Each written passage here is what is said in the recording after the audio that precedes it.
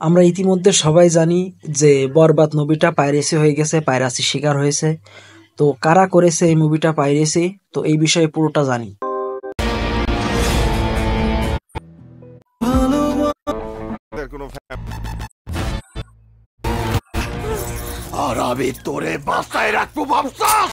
আর আমরা এর আগে দেখছি যদি কোনো মুভি পাইরেসি হয় সেটা হল প্রিন্ট হয়, কিন্তু এই ক্ষেত্রে এটা হয়েছে একদম অন্যরকম। পুরো এইচডি প্রিন্টটাই পাইরেসি হয়েছে। আর কারা করেছে, কেন করেছে, পাইরেসি কেন করে, পুরো ডিটেলসটাই আজকে আপনাদের সাথে তুলে ধরবো। মূলত যে কোনো মুভি পাইরেসি হয় টাকা উপার্জনের ক্ষেত্রে। যেমন আপনি একটা মুভি পাইরেসি করতেছেন, পাইরেসি করে কিভাবে বিক্রি করবেন। যে কোনো আপনার জুয়ার বড় বড় প্ল্যাটফর্ম আছে, তাদের কাছে আপনি মুভিটা বিক্রি করে দেবেন।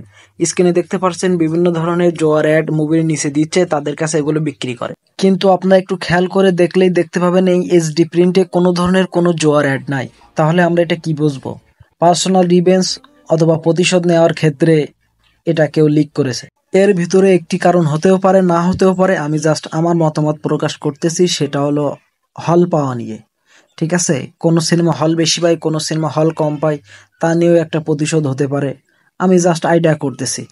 তাছাড়া বরবাদ সিনেমা 25 দিনে আয় করেছে 67.57 কোটি টাকা। তো মুভিটা প্রায় 100 কোটি টাকা হয়ে যেত, কিন্তু সেটা হয়তো হতে দিবে না বলে পাইরেসি হয়েছে। আর যদি আমার কথা ঠিক হয়, হল পাওয়া নিয়ে লিক হয়েছে, তাহলে নতুন নতুন যে মুভিগুলো আছে সেগুলো খুব শিগগির পাইরেসি হবে। এই খেলায় আপনাকেও স্বাগতম, আমাকেও স্বাগতম। আমরা সবাই দেখতে চলছি পাইরেসির নতুন জগৎ। আর এমন ধরনের পাইরেসি দেখা যায় ইন্ডিয়ায়, তো এটা বাংলাদেশেও দেখা যাচ্ছে। বাংলাদেশের প্রডিউসার ডিরেক্টররা অনেক ক্ষতিগ্রস্ত হবে।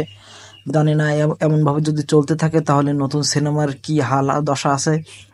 তো সবাই ভালো থাকবেন। আর যদি ভিডিওটা ভালো লেগে থাকে অবশ্যই আমাদের চ্যানেলটা সাবস্ক্রাইব করবেন। সবাইকে অসংখ্য ধন্যবাদ।